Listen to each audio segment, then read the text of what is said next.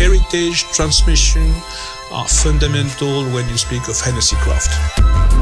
Being a master blender is be responsible of the quality of Hennessy cognacs. When you start tasting, you do it for life.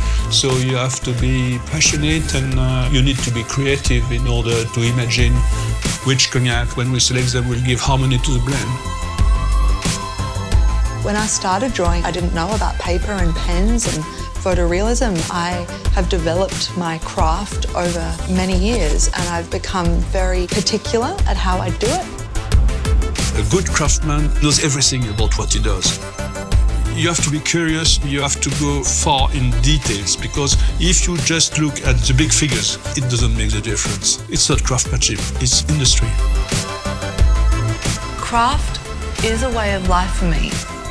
For Hennessy, the craft is in the cognac and the development and the making of the liquor. For me, my craft is about making a beautiful rendered image on paper. Put your mind and your heart in your craft. My craft is drawing and creating and being an artist.